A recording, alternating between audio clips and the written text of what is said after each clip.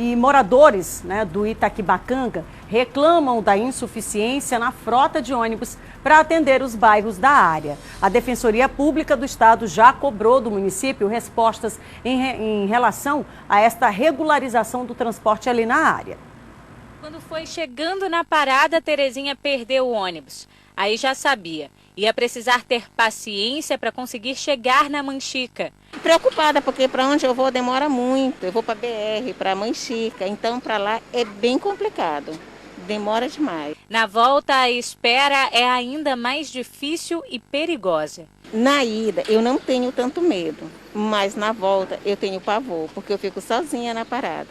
Demora tanto que Dona Meire conta que quando passa, o ônibus vem lotado. Às vezes nem demora, quando vem, só que já vem cheio, né? Mas demora, com certeza. Aí custa vir quando vem, já vem cheio. As reclamações se repetem por toda a região Itaquibacanga e chegam na zona rural de São Luís. São mais de 70 bairros afetados. A comunidade pede ainda por melhorias nas estruturas dos abrigos. Na Vila Maranhão, os moradores reclamam da retirada dos ônibus que circulam em 2 linhas. Cortaram as viagens de tarde, só está rodando 3 vezes ao dia. Tiraram o sábado, tiraram o domingo. Outro problema aqui é um outro ônibus também, que é o Collier Distrito Industrial, que tiraram e a gente está sem acesso ao Distrito Industrial. Para as pessoas que trabalham para lá, preciso pegar 2 ônibus, entendeu? Ficar numa parada deserta, correndo até perigo. Que na verdade não há nenhum documento que prove a retirada desses ônibus pela Prefeitura de São Luís e nem pela SMTT. É uma decisão do consórcio central e uma decisão irregular, uma decisão incorreta. Insatisfeitos, os moradores fizeram um abaixo-assinado e entregaram para a Defensoria Pública do Estado. E hoje nós estamos aqui dentro do Itaquibacanga, dentro de um bairro que é sofrido, que é a Vila Maranhão, e dentro do Itaquibacanga em torno a gente vê as dificuldades do transporte público. Por causa da reclamação dos moradores, a Defensoria Pública do Estado pediu que a Prefeitura informe o número de veículos do transporte coletivo que circulam aqui na região.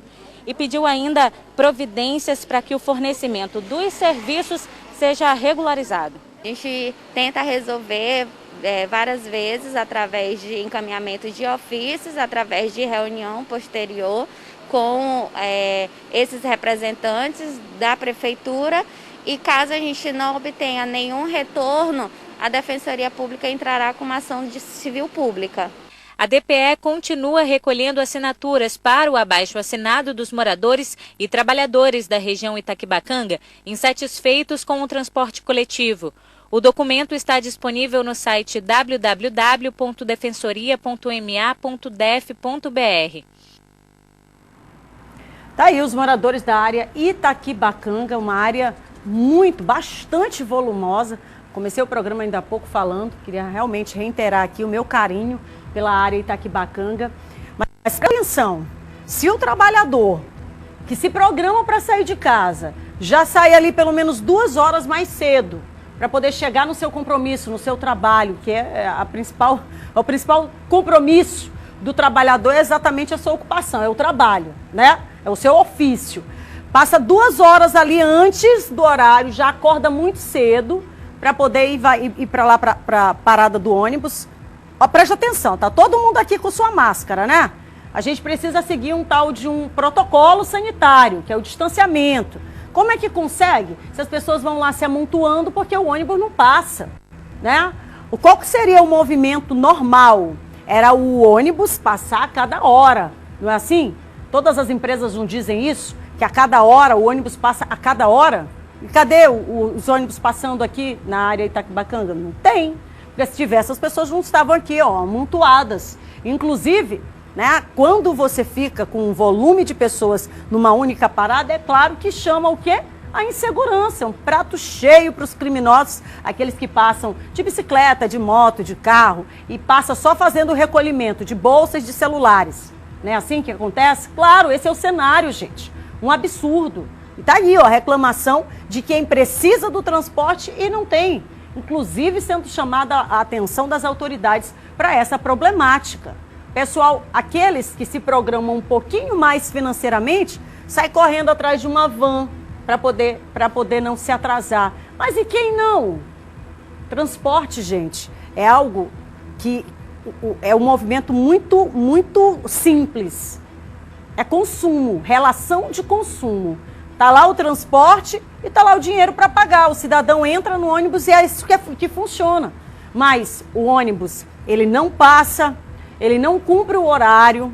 Quando passa, muitas vezes, sem nenhum tipo de estrutura física, né, para atender esse usuário. Às vezes doendo dentro, às vezes está dando choque. E por aí vai, né? E por aí vai todos os problemas que só quem sobe, adentra o transporte público, pode falar com riqueza de detalhes. Mas o fato é que a população, os moradores aí da área Itaquibacanga estão sofrendo perrengues todos os dias em relação a esta falta de ônibus na região. Por meio de nota, a Secretaria Municipal de Trânsito e Transportes informou que faz o monitoramento diário da frota de ônibus nos horários de pico, por meio aí do Centro de Controle de Operações para adequá-los à demanda de usuários. A SMTT informou também que vai enviar fiscais para verificarem então o cumprimento do número de ônibus nos horários que precisam ser estabelecidos aí para passar e durante as viagens realizadas pelo consórcio que atende a região. E vai adotar também medidas necessárias para corrigir as possíveis irregularidades constatadas aí pelos usuários. Eu penso que quem pega o ônibus, eu penso que quem faz essa rotina, quem tem essa rotina todos os dias, sabe exatamente o que está falando, né? Eles não iam denunciar se de fato esse ônibus, esse atendimento estivesse acontecendo no tempo correto. Se o ônibus é para passar a cada hora, ele não pode passar a cada 4 horas, certo? Então tem alguma coisa acontecendo errado. E essa fiscalização ela precisa acontecer, não é hoje não, era desde ontem, tá? Porque o usuário ele pega o ônibus todos os dias. E aí essas empresas precisam ser fiscalizadas sim, para saber se por que esse ônibus não está atendendo a esse quantitativo de gente, de população, de pessoas, de moradores, de trabalhadores que precisam sair.